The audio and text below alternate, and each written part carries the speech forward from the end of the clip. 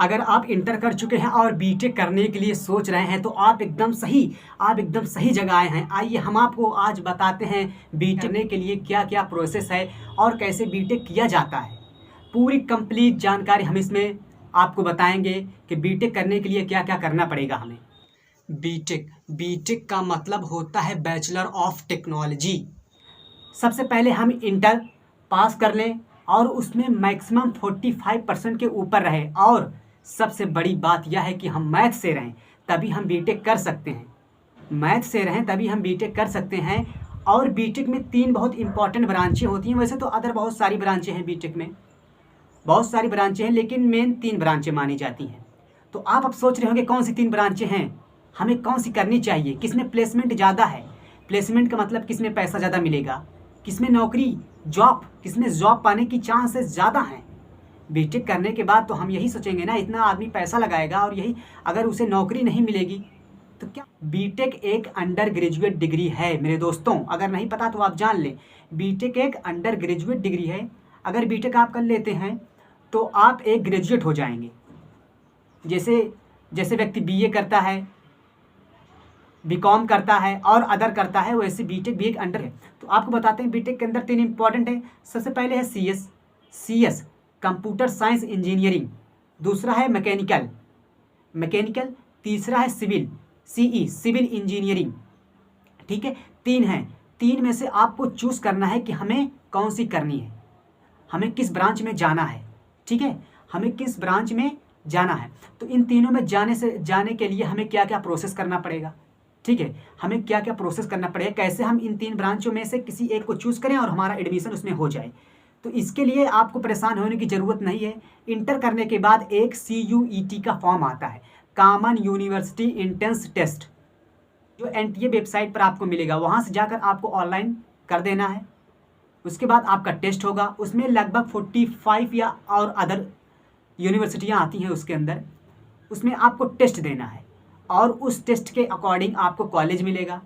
ठीक है, कई सारे प्राइवेट कॉलेज हैं जो डायरेक्ट एडमिशन ले लेते हैं, डायरेक्ट एडमिशन कराते हैं, डायरेक्ट एडमिशन हो जाता है, आप वहाँ से भी कर सकते हैं। लेकिन अगर आपको अच्छी प्लेसमेंट लेनी है तो एंट्रेंस के थ्रू गवर्नमेंटेड कॉलेज को टारगेट कीजिए और मेहनत कीजिए। 2-3 मंथ आप इंटर करने के बाद 2-3 मंथ आप मेहनत कर लीजिए, एंट्रेंस निकल जाए आपको अगर सरकारी कॉलेज मिल जाता है बहुत बेटर है, उसमें प्लेसमेंट भी ज़्यादा आती है और कंपनियां तो आती हैं ही, लेकिन आपको सबसे ज़्यादा फायदा होगा स्कॉलरशिप का, आपको उससे स्कॉलरशिप भी मिल जाएगी। प्राइवेट कॉलेज में एक स्कॉलरशिप मिलती है। इसमें आपको 3 ब्रांचों में चूज़ करना, हमें कौन सी करनी है और कौन सी नहीं करनी है। अब आपको बताते हैं कि मैकेनिकल और सिविल और CS में डिफरेंस क्या होता है। बीटेक कुल 4 साल का होता है और 4 साल में 8 सेमेस्टर होते हैं।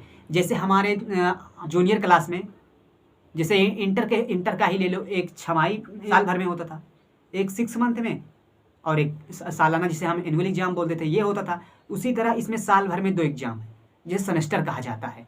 और 4 साल में 4th ईयर में 8 सेमेस्टर होते, मतलब 8 एग्जाम आपको क्लियर करना है। कितने एग्जाम? 8 एग्जाम आपको क्लियर करना है। एक साल में 2 एग्जाम जिसे सेमेस्टर कहा जाता है। 1 ईयर में 2 सेमेस्टर। तो फर्स्ट ईयर में 2 सेमेस्टर होते हैं।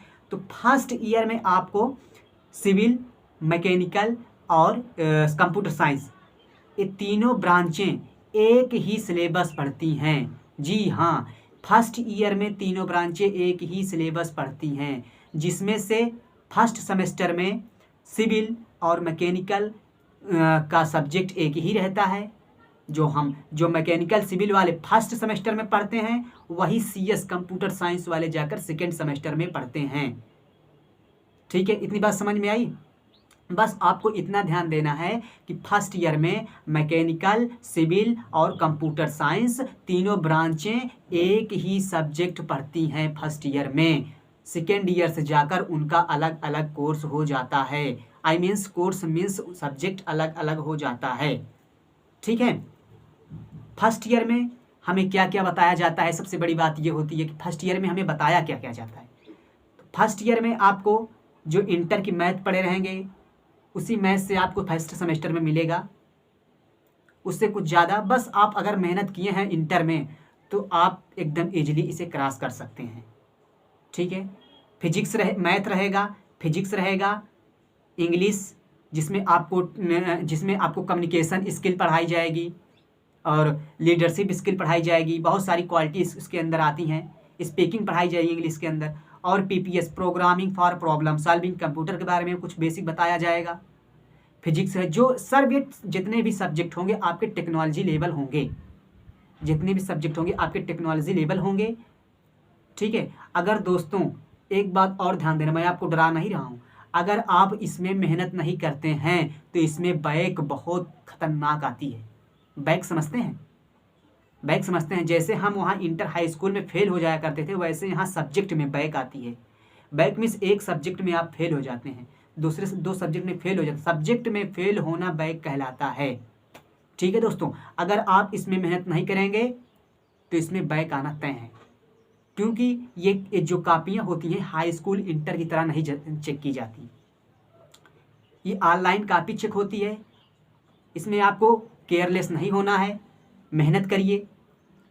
ठीक है, स्कॉलरशिप लगभग मैं आपको बता देता हूँ स्कॉलरशिप कितनी, टॉपिक में आ गए हैं तो स्कॉलरशिप भी बता देते हैं। स्कॉलरशिप आती है 50,000 से लेकर 55 या 56,000 तक आती है, मतलब 50,000 से लेकर 56,000 के बीच में आती है। अगर आप 60,000 लगा रहे हैं इंस्टीट्यूट में तो आपका लगभग 95% 90% वापस रिटर्न हो जाता है, अगर आपकी स्कॉलरशिप आती है तो आपके डॉक्यूमेंट क्लियर हैं। ठीक है, स्कॉलरशिप पे हम एक अलग वीडियो बना देंगे बेसिक इसके बारे में। तो मैं आपको बता देता हूँ, कुछ आपको बुक दिखा देता हूँ कि बीटेक की बुकें कैसे होती हैं। अंदर ही अंदर थॉट कर रहे होंगे कि इनकी बीटेक की बुक कैसी होती है, क्या इंटरेस्ट ज़्यादा मोटी होती है, यही ना, क्या इंटरेस्ट ज़्यादा मोटी, क्या बहुत हार्ड होती है? नहीं दोस्तों, जैसे आप इंटर 11th में पढ़ कर आए हैं वैसे ही आपको बुक यहाँ भी मिलेगी। जैसे मैं आपको दिखा देता हूँ, बीटेक फर्स्ट ईयर की बुक है, जैसे इंजीनियरिंग मैथमेटिक्स जो फर्स्ट है, इसे आपको फर्स्ट सेमेस्टर में पढ़ना है। ये देखिए, इसे आपको फर्स्ट सेमेस्टर में पढ़ना है, एकदम इंटर की तरह है। अगर आप इंटर में बढ़िया से पढ़ के आए हैं तो इसे समझना एकदम आपके लिए हलवा है। और मैं आपको बता देता हूँ, पीपीएस एक कंप्यूटर की बुक है भाई साहब, ये देखिए, ये कंप्यूटर की बुक है। इसी में थोड़ा आपको मेहनत करना है। अगर आप कंप्यूटर से नहीं पढ़े, इसमें थोड़ा मेहनत कर लेंगे। सिर्फ थ्योरिकल होती है, थोड़ा लेंदी होती है, लेकिन थ्योरिकल होती है, आप पढ़ लेंगे, कोई दिक्कत नहीं। और मैं आपको एक फिजिक्स की बुक दिखा देता हूँ, फिजिक्स की, ये रही इंजीनियरिंग फिजिक्स फर्स्ट, जो आपको फर्स्ट ईयर के फर्स्ट सेमेस्टर में पढ़ाई जाएगी। सब टेक्निकल है, सारे जितने भी आपके सब्जेक्ट रहेंगे, सिलेबस रहेंगे, टेक्निकल ही रहेंगे। आपको उतना ही पढ़ाया जाएगा जिससे आप अच्छे नंबर पाकर पास हो जाएं। ठीक है, आइए अब हम आपको बताते हैं कि सिविल में क्या होता है, कंप्यूटर साइंस में क्या होता है और सीएस में क्या होता है।